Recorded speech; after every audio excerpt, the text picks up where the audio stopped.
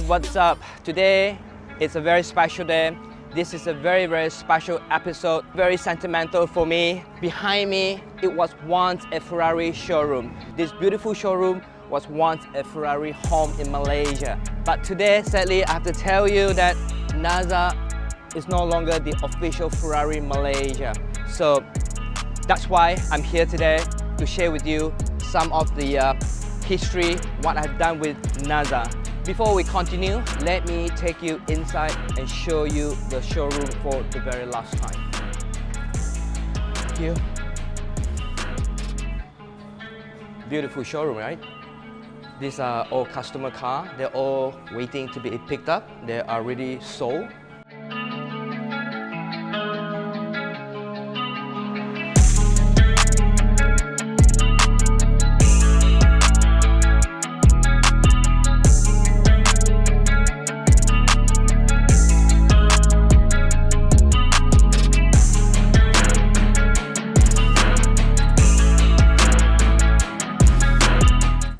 Nice place. Let me take you to the lounge. This is the customer lounge. Very cozy, very nice. They have nice coffee here, but this is a fasting month, so no food, no coffee to be served today. So let's have a seat and I'll tell you a bit more. Today's a sad day for me. Lots of sweet memory over here. Some of you may know that I was actually contracted to Ferrari Malaysia to race for 2 seasons. It was in year 2017 and 2018. It was a great year. I really had great time here. I enjoyed my time with NASA Ferrari Malaysia. But sadly, every good thing has to come to an end. So during my 2 seasons with Ferrari Malaysia, of course there's up and down. So let's talk about the good year, shall we? So the good year was 2017. It was a brand new car, so the car was basically spot on. As you know, new car is always the best, and I have to say it was a very proud moment for me because I was the first Malaysian to be fully sponsored and driving for NASA Ferrari Malaysia. Before that, it was a foreigner. They never have a Malaysian driver, so I have to say I'm very grateful and I'm very fortunate and a very proud moment for me. Okay, back to 2017, I had a blast. You know, I was doing really well with the car. I was in the pro category. They have a few categories, so I was placed in the pro category. The first year, I finished 80% on podium. We were doing well, you know. I finished 3rd overall in the Asia Pacific Championship, and standing on top of the podium, I looked to my left. It's a foreigner, Italian. I look to my right, it's another foreigner. You know, I can't remember what nationality, and I was the only Asian standing up there, so it was a very special moment for me.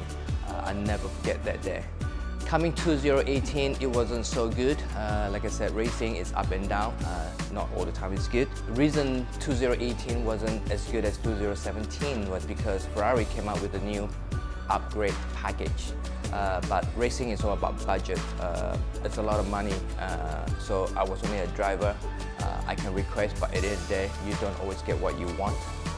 So sadly, on the 2018, I did not get the upgrade package, so my car was not as competitive. Not a lot of podium. We have a few podiums, but I couldn't finish top 3 overall in the championship like 2017. I was hoping to repeat and even do better than 2017, but it is what it is. So then came 2018. That was the end of my contract, and then the program ended there, and I went back to Lamborghini. So today I'm here for the very last time to reunite with my old race car. The Ferrari 488 Challenge.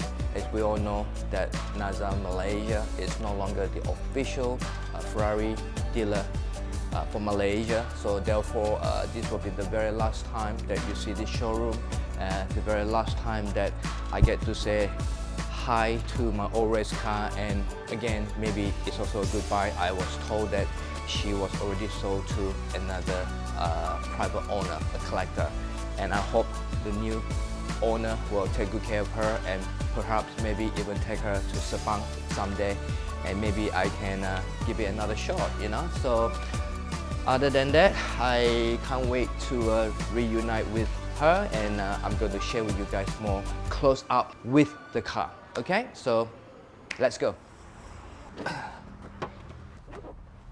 Whoa, this place looks familiar. So the sequence is master switch on, and then ignition, start the engine. Yep, I still remember all that. Okay, let's turn on the aircon. We have air conditioning. Yeah, we do, man. That's great. Okay, next is I need to reverse the car. There's no handbrake on this car, okay? Wow. Lots of old memories coming back. Hear that sound, man. It sounds so good.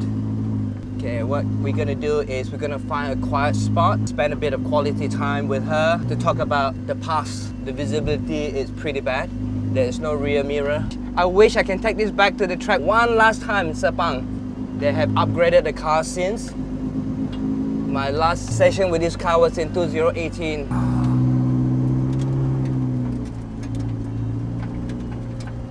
Calvin, your first time in a race car? First time in a race car, yeah. And it's in a Ferrari. Yeah. So guys, this is my old office. Beautiful, right? Who doesn't love an office like this, right? Who doesn't? Best office in the world, my friend. Hear the sound, the V8, Ferrari. I can only allowed to drive around in NASA compound. I can't take this car out for sure.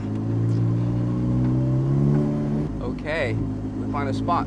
Okay, master switch off. Okay. Man, can we take it to Sepang, please? Alright guys, finally I get to reunite with this baby here. Okay, so what I'm gonna do is to run through the spec with you, okay? Back then, during my stint with NASA Ferrari was in 2017-18, it was just a 488 challenge. Today, what you're looking at here now is an upgraded EVO versions, a lot better looking, meaner. Look at the aero, it's just incredible. Right, what do we have in there? It's a 3.9 liters, pushing over 670 brake horsepower, 0 to 100 in just 3 seconds. Amazing, right, this car? And then, of course, this car can propel over 200 miles per hour. On the racetrack, we run full slick, and this car also came standard with carbon ceramic rotor. Very, very expensive stuff, very, very cool stuff, very, very good stuff, great braking.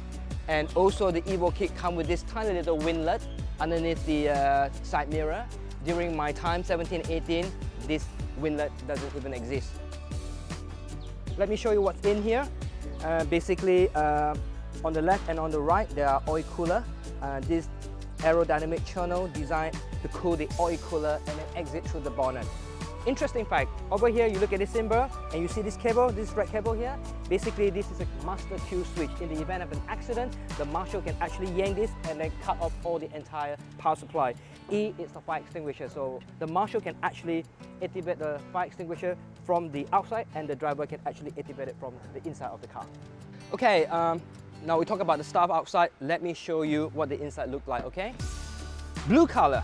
During my stint in 17, I had my car in red color, and then in 2018 we painted the car to blue color. So it's nice to see some of the blue color is still with the car.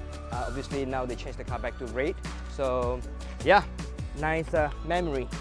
Okay, this is what the inside looked like. Steering just like any other race car, typical GT3 steering wheel.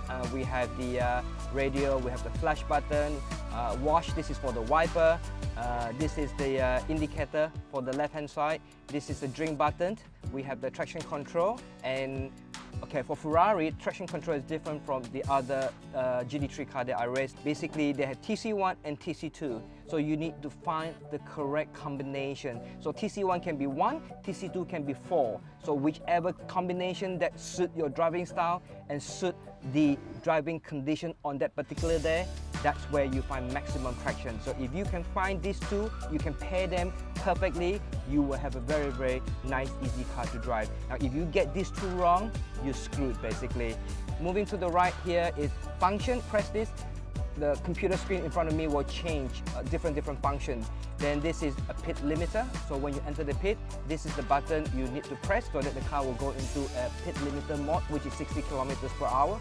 Scroll is actually a page where once you selected the function that you want, you can scroll up and down, okay? So this is a right-hand indicator. Strange, right? A race car got indicator? Yeah, don't ask me why, but anyway, they do have it. Then finally, a marker. A marker, what it does is once you reset the alarm, you want to press the marker. The marker is to basically mark the problem so that when the car hand over to the engineer can actually go into the system, download all the data. Wherever there is a marker, the engineer will know and look into it. There was a problem. That's what the marker is all about, basically to mark the problem for the engineer to look into it. Now moving here, the control panel. Obviously we start with the master switch and then followed by the ignition, followed by the start button. Before you start, make sure it's on neutral. Your foot must be on the brake, okay? Yes, we have air conditioning in this car. It's quite common now because inside the car is very hot. You cannot imagine how hot it is. So aircon really help. Then of course we have extra fan if the aircon is not enough. Fuel reset.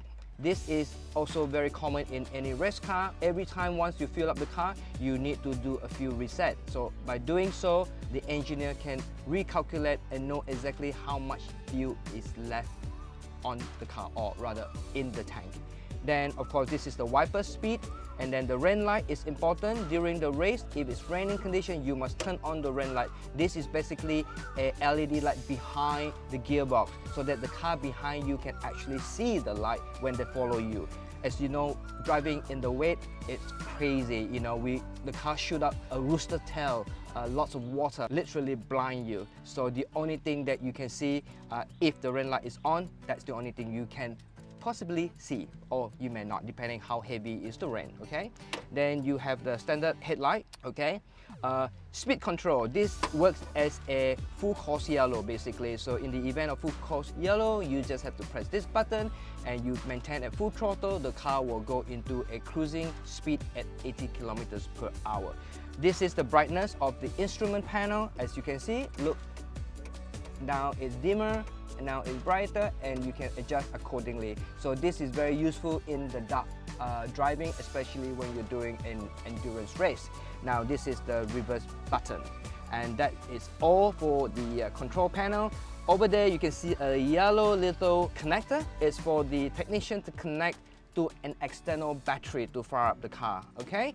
Normally in the race, we do not carry a passenger seat. However, the seat is nice to have it in there so that we can take passenger out and experience the track there with them. Yep, in terms of adjustable, the seats are fully adjustable using a rail, just like any other conventional car. Then of course the steering wheel is also fully adjustable here. Okay, go up and down, pull, push basically, okay? Then of course you can detach the steering wheel if you are a tall person to get in and out of the car by removing the steering wheel. Leave it on the dash, then it's easier for the tall person to get in and out. Now for me, I don't have that problem because the race car is built perfectly for my height. I don't need to remove it, I can get in and out just as it is. By the way, this engine is actually a road engine. Do you know that? It's a GTB 488 road engine, came straight up from the factory. The only difference is, of course, they lighten the car. They put in a lot of safety equipment on the car to protect the driver, and safety equipment, i.e. like the roll cage. It's got a full roll cage. It's got a perspex windshield and window basically. These are pretty much bulletproof stuff, yeah? As a conventional car, we run on tempered glass. For race car, they are lightweight and they are strong, okay?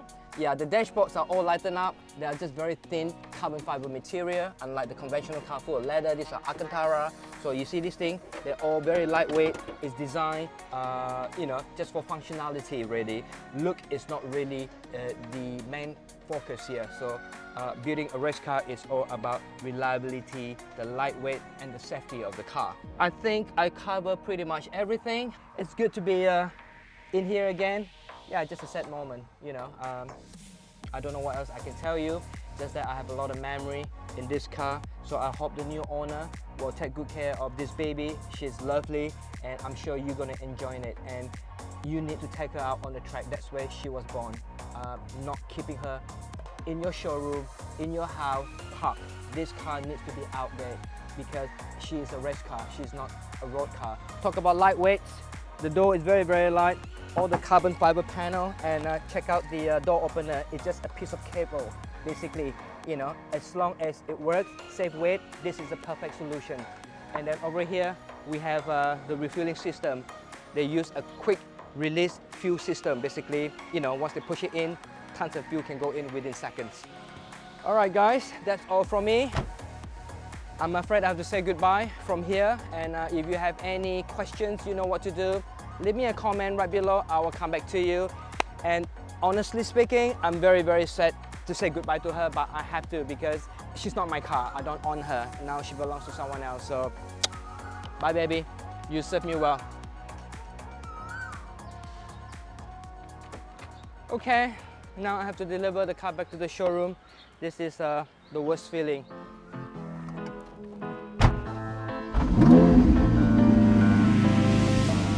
I don't wanna be alone, spend too much time by myself. So many things that I still don't